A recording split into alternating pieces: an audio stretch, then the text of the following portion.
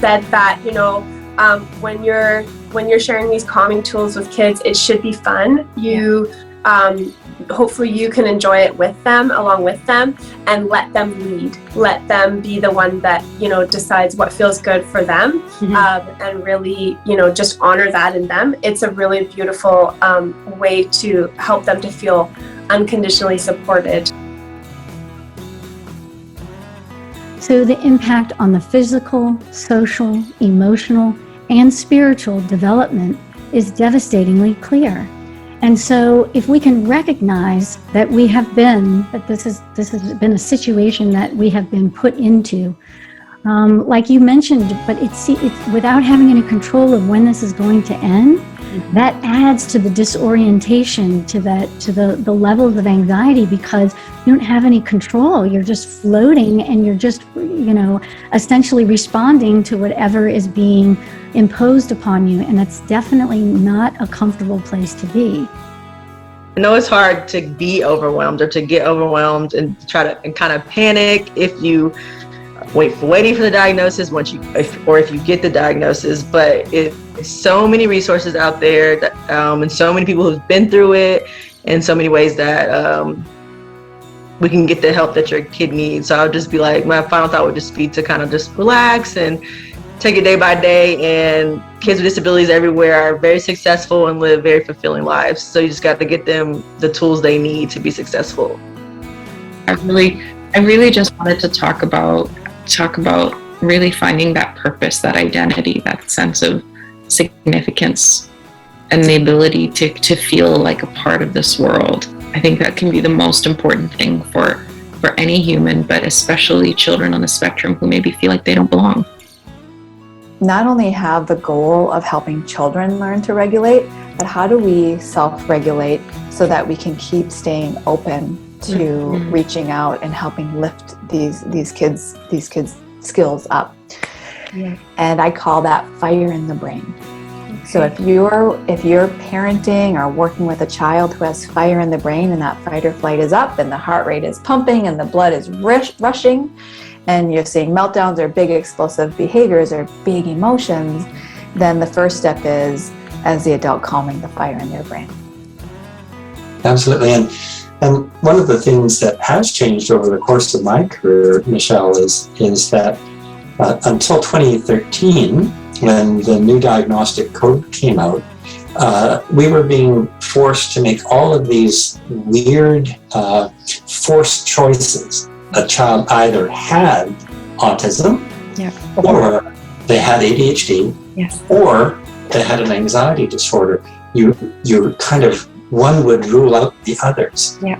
And that was really a bizarre thing when you think that 70% of kids on the spectrum can have anxiety, right? Then it's an arbitrary ruling out situation that really prevented the field from moving forward and considering that if a child has autism and anxiety, they may well respond to the same kind of treatments that we do, for other kids that just have anxiety. And let's consider that. Or if they have ADHD, some of the ADHD treatments. And I think people see that, and we just want everyone to live their best life and optimize, and we have one body, we want to take care of it, but a lot of people, they just need a little bit of direction. Yeah. And, it doesn't mean that, you have to have all the answers, but any little bit that you do is going to help. We're all on the same page. We all come from the school of life, is what I like to say, and experience. And experience is oftentimes the best teacher.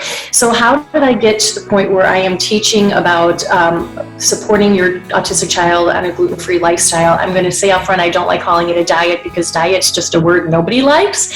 And when you integrate a gluten-free lifestyle, it is a lifestyle, and it's nothing to fear or to kind of anticipate it's going to be difficult. I think that's one of the things that a lot of parents are concerned about if they're contemplating adapting that lifestyle for their child. Yes, I think as parents we need to demonstrate self-love for our children, but sharing with them that we have skill deficits. We have areas in our lives that we excel in and areas that we struggle in, but we still have that self-love for every part of us. Yeah, absolutely. So having 3 children with autism doesn't mean that they're all going to have the same, sensory needs and stimuli and different support needs. And so we've had to really focus down on figuring out what worked for us. And we found that routines and structure was the main thing, because even for myself, the unknown about what's going to be happening later in the day causes a ton of anxiety. So don't focus on the diagnostic criteria. The tests that we want and need really don't exist at this point. So just try to look at your child and see, okay, what are we going to target now? See if you can help them, and celebrate whatever progress you do make. Nobody focuses 100% of the time, but the idea is to keep you from being unfocused a little less. I started bringing in some things like mindfulness, looking deeper into anxiety strategies. I've always been a big believer in play, and I realized that I wanted to bring those things even more so into what I do in my services. And I also realized that I wanted to support parents more.